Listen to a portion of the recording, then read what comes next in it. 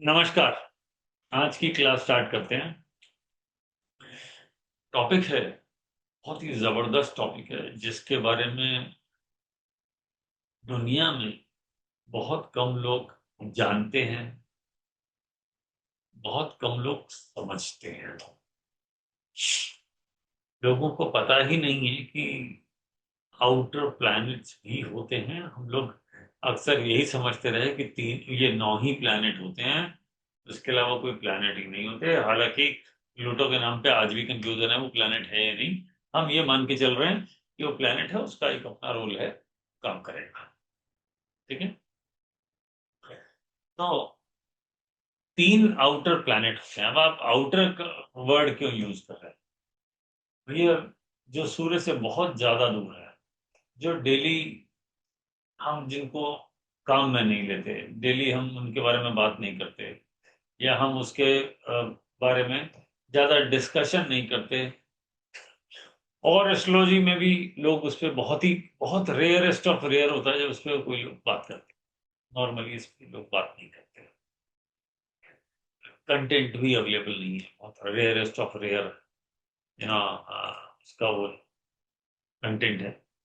हम इस कोर्स में यही बात करने वाले हैं। तो जैसा मैंने अपनी पिछली क्लास में समझाया था, आउटर प्लैनेट आप लोग, आई एम श्योर सब लोग होंगे उसमें। सूर्य होता है, सूर्य के चारों तरफ ये जो 9 प्लैनेट हैं, इसमें राहु केतु को ले लीजिए। ठीक है। लेकिन राहु केतु फिजिकल प्लैनेट नहीं है, खाली वर्चुअल प्लैनेट है, पॉइंट्स हैं। तो हम उनको फिजिकल प्लैनेट का दर्जा नहीं दे सकते। ठीक है।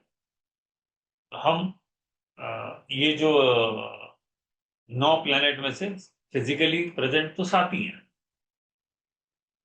और ये 3 जो आउटर प्लैनेट है ये फिजिकली प्रेजेंट है। इन्हें आप इन्हें देख सकते हैं, आप इनको ऑब्जर्व कर सकते हैं। हालांकि राहु केतु को हम देखते नहीं है, इमेजिनरी ही चलता है। बाकी सारे प्लेनेट को आप देख सकते हैं। ठीक है। तो इस पर अपन शुरू करते हैं समझना कि ये कैसे काम करता है। ठीक है। तो आज हम बात कर रहे हैं जिस प्लेनेट की, उसका नाम है यूरेनस। फिजिकल प्लेनेट में आफ्टर सन, मैंने क्या बोला, फिजिकल प्लेनेट में सूर्य के बाद 7वां, यानी सूर्य को नहीं गिन रहे, सूर्य तो सेंटर है, सूर्य के अलावा 6 और हैं। फिर जो 7वें नंबर पर आता है, इसके लिए अगर एक शब्द कहा जाए, अवेकनर, यानी जो आपकी आंखें खोल दे। यानी क्योंकि अब आंखें कैसे खोल दे, जगा दे आपको, आपकी आंखें खोल दे, आपको जगा दे। और ये आपका अंदर की जो आवाज है उसको बाहर निकाले कि मैं क्या करने आया, क्यों आया, इस जन्म में मेरा पर्पस क्या है, मैं क्यों आया। ठीक है। ये उसके लिए उत्तर है प्राइमरी, इसलिए इसको अवेकनर कहते हैं, स्पिरिचुअली अवेकन। यानी धार्मिक रूप से स्पिरिचुअली आपको अंदर से जगाता है, भगवान के लिए, स्पिरिचुअल के लिए, स्पिरिचुअलिटी के लिए, गॉड के लिए, भक्ति के लिए आपको जगाता है। ये इसका प्राइमरी रीजन है। इसके ऊपर दिन और रात लगभग 17 घंटे 42 मिनट में होते हैं, और एक राशि में लगभग 7 साल रहता है। तो 12 × 7 84 साल में पूरा चक्कर काटता है। क्योंकि बहुत दूर है हमसे, इसलिए 84 साल में घूमता है। अभी तक हम यही समझते आए थे कि सबसे लंबा जो होता है साइकिल, वो शनि का होता है, इसलिए वो एक राशि में 2.5 साल रहता है। ये तो भैया 7 साल रहता है। इसका मतलब जो इसका इम्पैक्ट आएगा, 7 साल तक एक ही राशि में आएगा। तो आप समझ लीजिए बड़ा इम्पैक्ट है। ठीक है। स्लाइड्स में मैंने कुछ और चीजें दे दी हैं, पढ़ लीजिएगा, फोटो लेते रहिए। ठीक है। एक साल में लगभग 155 दिन रेट्रोग्रेड मोशन में रहता है, उल्टा चलता है। ये एक और स्टोरी है। नॉर्मली आप देखेंगे बृहस्पति और शनि का रेट्रोगेशन लंबा होता है, 140 दिन, 144 दिन, 138 दिन के आसपास है, ऐसे चलता है। और सबसे छोटा होता है बुध का, लगभग 21 दिन। अब हम अगर अब बात कर रहे हैं 7 साल रहेगा, तो हर साल कितना टाइम, एक लगभग 5 महीना शनि से भी ज्यादा रेट्रोगेट रहेगा, उल्टा चलेगा। ठीक है, इंट्रोस्पेक्शन है इसका पर्पस। इनर रिबेलियन, अंदर से आवाज आती है, अंदर से फीलिंग आता है। हम जो कहते हैं हम मैं खुद से ही लड़ रहा हूं, वो अंदरूनी जो चीजें होती हैं, रिबेलियन मीन्स विद्रोह, रीथिंकिंग डेवलप करता है फॉर फ्रीडम एंड इंडिविजुअलिटी। अपने बारे में, खुद के बारे में सोचने पे समझने पे मजबूर करता है। ठीक है, ये इनर अवेकनिंग लाता है, डिसरप्शन ऑफ ओल्ड पैटर्न, जो आपके काम करने का तरीका है, आपका लाइफस्टाइल है, आपका सोचने का तरीका है, उसको, उसके पैटर्न को पूरा हिला देता है, शेप कर देता है। ठीक है, इम्पैक्ट क्या होगा इसका? एनकरेज करता है अनकन्वेंशनल बॉन्ड के लिए, है ना। सडन किसी के लिए अचानक से अट्रैक्शन पैदा कर देता है और अचानक सेपरेट कर देता है। ये दोनों फीचर इसके पास है, सडन अट्रैक्शन, सडन सेपरेशन। ठीक है, जिसका ये जो प्लेनेट है प्राइमरीली, इसका जो पर्पस है वो ये है आपको ये बताना कि आपको अपने लिए एक स्पेस चाहिए, आपकी खुद की कोई आजादी है। किसके बारे में बात कर रहे हैं? पार्टनरशिप के बारे में बात कर रहे हैं, रिलेशनशिप की बात कर रहे हैं। और ये सच्चाई के फेवर में रहता है, ट्रूथफुलनेस पे रहता है, ऑथेंटिक कनेक्शन की बात करता है। ठीक है, और जो जो यूरेनस का इसका और जहां जहां असर आता है हो जाता है साइंस एंड टेक्नोलॉजी सेक्टर में, एआई पे, electricity, aviation, space, astrology, occult science, innovation, invention पे काम करते हैं। सोशल रिफॉर्म एंड रिवोल्यूशन वाले इस तरह की थॉट्स डेवलप कर देते हैं। फ्रीडम मूवमेंट वाले, आजादी, ह्यूमैनिटेरियन कॉजेस काम करने वाले हैं, जो बड़े बड़े एनजीओ वगैरह चलाते हैं, जो समाज के लिए काम करते हैं। यूरेनस उसमें बहुत प्राइमरीली इंपॉर्टेंट प्लैनेट है, इसका ध्यान रखिएगा, ये बहुत इंपॉर्टेंट है। तो हम बात कर रहे हैं यूरेनस की, डेवलपमेंटल इन्फ्लुएंस की बात करें, helps to let go of limitations. यानी क्या करेगा? जिस घर में बैठेगा, कुंडली में जिस घर में बैठ गया या जिस राशि में बैठ गया, दोनों को लीजिएगा। घर और राशि एक नहीं हो, ये एक हो जरूरी नहीं है, ये बिल्कुल जरूरी नहीं है, ये अलग अलग तरीके से चलता है। ठीक है, तो जिधर बैठेगा helps late go of limitation, उस घर की कमियों को दूर करने की कोशिश करेगा कि मेरे को यहां से लिबरेशन चाहिए, मेरे को यहां से आजादी चाहिए, मेरे को ये नहीं चाहिए, यहां से छूटना है। Encourages reaching beyond oneself via the opposite house, यानी जहां बैठा उससे सातवां घर जो भी है, उससे सेवेंथ हाउस जो भी है, उसके बारे में क्या बात करेगा? रीचिंग बियॉन्ड वन सेल्फ, यानी वाया द अपोजिट हाउस, यानी आप जहां बैठे हैं उससे सातवें घर को लेके उसकी हेल्प से रीचिंग बियॉन्ड वन सेल्फ, कि मैं यहां से दूसरे तरीके से काम करूंगा, ये सातवें घर से इसको यूज करें। ये पुश करता है breaking the ego attachments to express true individuality. क्या करता है? जो हमारे अंदर ईगो होता है, ठीक है, ईगो क्या होता है? घमंड, उसको ब्रेक करने की कोशिश करता है, उसको पुश करता है कि इसको, यही काम शनि भी करता है, अगर आपको ध्यान हो तो यही काम शनि भी करता है। शनि अपनी दशा अंतर्दशा में 7.5 में ढैया में सबसे पहले आपके ईगो को break to express true individuality, यानी अपने अंदर की जो जो कहते हैं ना, सच निकल के सामने आना, जो अपने अंदर है उसको निकाल के बाहर रखना, आपका ट्रू कलर्स दिखाना, वो इस प्लेनेट का काम है। And it also causes restlessness. ये क्या करता है? आपको रेस्टलेस रखता है if self acceptance is lacking. इसका मतलब आपको तब तक रेस्टलेस रखेगा जब तक आप खुद जैसे हो, जब तक आप उसको वैसे के वैसे एक्सेप्ट नहीं कर लेते, तब तक, जब तक आपका इनर अवेकनिंग नहीं होगा, मैं क्या हूं, मैं कैसे हूं, इस जन्म में क्या करने आया, पर्पस क्या है, इस तरह की अगर हम बातें करें तो उसके अंदर यूरेनस, क्योंकि स्पिरिचुअल कनेक्शन है, ये बहुत इंपॉर्टेंट रोल प्ले करता है। इस बात को ध्यान रखिएगा, यूरेनस बहुत बहुत बहुत इंपॉर्टेंट, भूलेगा नहीं इस बात को। ठीक है, यहां तक बात समझ में आ गई? तो आपको पहले तो थीम समझनी पड़ेगी।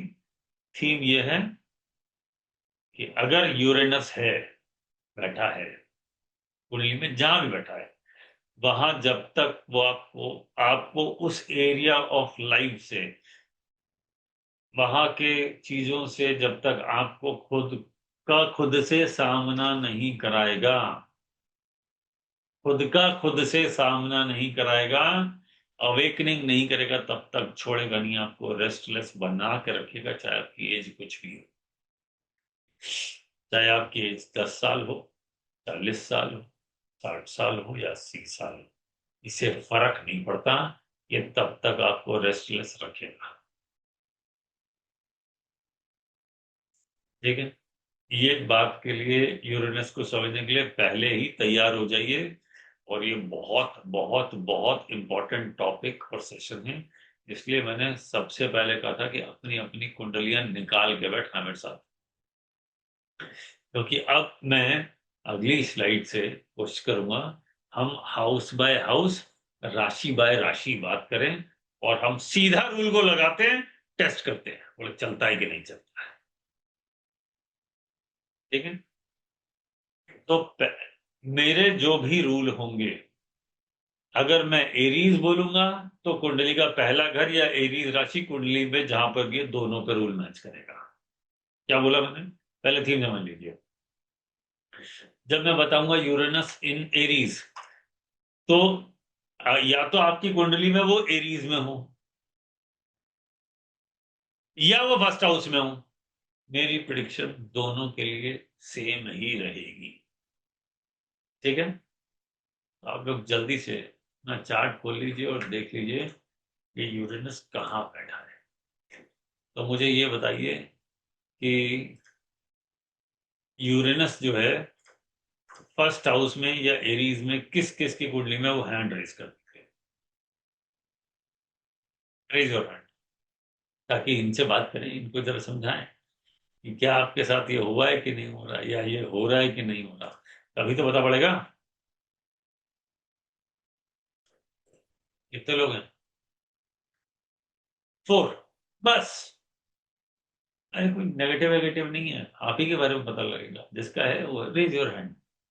पहले घर में, वैसे मुझे लगता है कि, क्योंकि पहले एरीज वाला या तो अभी बिल्कुल बच्चा ही होगा, या उसकी उम्र 80 साल से ऊपर होगी, और फर्स्ट हाउस में तो बहुतों के हो सकता है क्योंकि चार्ट तो रोज ही घूमता है ना, पूरे 12 राशियां, तो एरीज में तो लगन में तो किसी के भी आ सकता है, तो they are limited number of people. लेकिन अगर किसी बच्चे का चार्ट है तो अभी आप उस पर मत लगाइएगा, क्योंकि मैं जो सिम्टम बोलूंगा वो आप, शायद वो बच्चे में भी पूरे डेवलप हुए भी हों या ना हुए, किसी की उम्र ही अगर 5 साल है या 7-8 साल है, तो अभी तो बहुत सारा डेवलपमेंट बाकी है।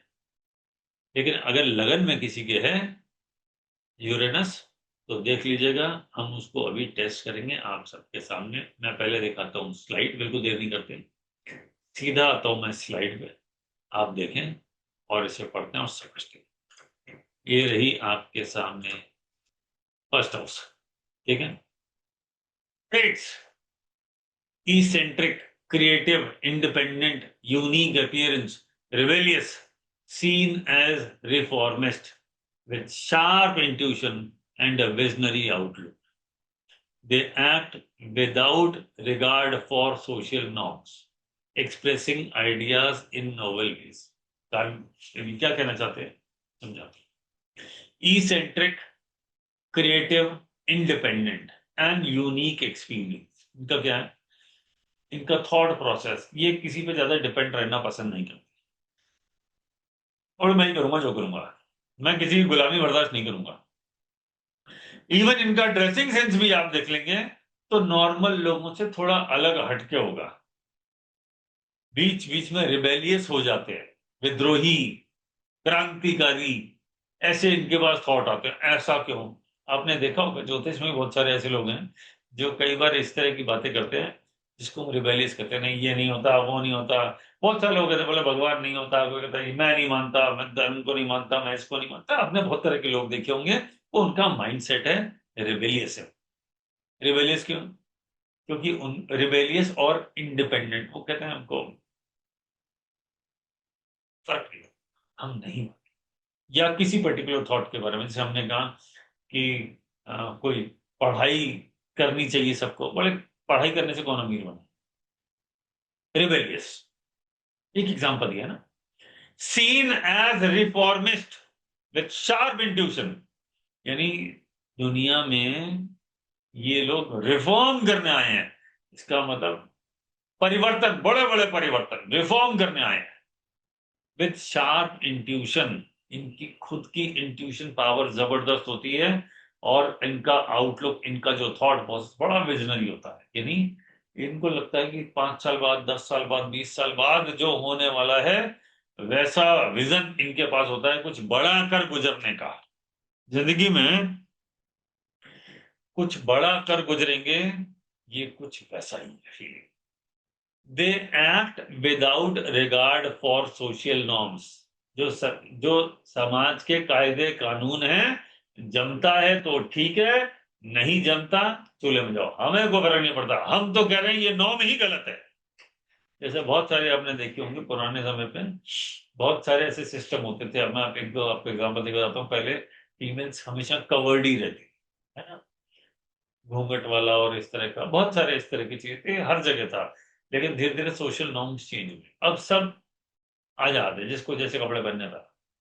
पहले अलग अलग तरह के थॉट प्रोसेस होते थे, घर में ऐसे रहना है, बाहर जाना है, जैसे जाना है, ये बहुत कुछ होता था। अब नहीं होता है, अब हम ओपन कल्चर वाले, जिसका जो मन में आए वो करो। तो ये जो है सोशल नॉर्म्स को नहीं मानने वाले, जो नहीं जमे सारे, नहीं, ऐसा नहीं है कि किसी की कोई भी बात नहीं मानेंगे, ऐसा बिल्कुल नहीं है। लेकिन कुछ बातें ऐसी होंगी जो बिल्कुल उसके खिलाफ होंगे, बोले ये सिस्टम ही गलत है यार, क्या होना चाहिए, बोले इसकी जगह ऐसा होना चाहिए। Expressing ideas in novel ways, इनका बात करने का, अपनी बात को रखने का, अपना कम्युनिकेशन का, प्रेजेंटेशन का, कुछ समझाने का, कुछ बताने का तरीका नॉर्मल लोगों से डिफरेंट होता है। पॉजिटिव क्या है? लीडरशिप, इनको किसी के अंडर में काम रह पसंद नहीं। इनोवेशन, कुछ नया क्रिएट करना, बड़े शौकीन हैं इसके, है ना। स्ट्रॉन्ग सेंस ऑफ सेल्फ, खुद के बारे में बहुत जबरदस्त कॉन्फिडेंस भी कह लो, या अपने बारे में बहुत अच्छे से जानते हैं। रेस्टलेसनेस, एकदम अनकंफर्टेबल रहते हैं, है ना, ना चैन से बैठेंगे ना बैठने देंगे। नर्वसनेस, कभी कभी छोटी उम्र में नर्वसनेस ज्यादा होती है, किसी तरह का कोई फियर भी होता है। जैसे कुछ लोगों में फियर होता है कि वो स्टेज पे चढ़ के 100-200 लोगों के सामने बात नहीं कर सकते, ये एक तरह की नर्वसनेस है, ठीक है। इस तरह की समस्या कुछ ना कुछ इनके पास जरूर होती है, किसी चीज से नर्वस हो जाते हैं, एंग्जाइटी रहती है, और इनके मन में किसी न किसी तरह की एंग्जाइटी रहती है, कॉन्फ्लिक्टिंग फीलिंग्स रहती है within about their role in life. मैं कर क्या रहा हूं? कभी लगता है इधर जाना है, कभी लगता है ये करना है, कभी लगता है ये करना है, कभी लगता है ये करना है, अलग अलग रास्ते समझ में आते हैं, और आपस में ही अंदर, मन के अंदर ही, जिसे कहते हैं ना अंतर्द्वंद, वो स्थिति बना, ठीक है। इट में persist until authenticity is achieved, जब तक इन्हें सही रास्ता सही नहीं मिलेगा और उसको तय नहीं कर लेंगे, हाँ जी ये है अब मेरे को फाइनल, तब तक इन अंदर मन में, अंतर मन में लड़ाई लगी रहती है। Afflicted placement increases risk from electricity, lightning और गैजेट्स। क्या कहना है? Afflicted placement increases risk from electricity, बिजली के झटके लगना, लाइट से परेशान होना, गैजेट्स में ज्यादा इन्वॉल्व हो जाना, सीकिंग वैलिडेशन और बिकमिंग पुशी, यानी आप किसी को सलाह देते हैं, है ना, आप किसी को सलाह देते हैं, और ना सिर्फ सलाह देते हैं, उसको पुश करते हैं, नहीं तेरे को ऐसे ही करना पड़ेगा। मतलब एक तो होता है सलाह देना, एक होता है सलाह देके और उसके गले पड़ जाना, बड़ा करके दे, ऐसे ही चलेगा, सलाह मांगी तो पूरी कर माननी पड़ेगी। तो जो होता है ना पुशी नेचर,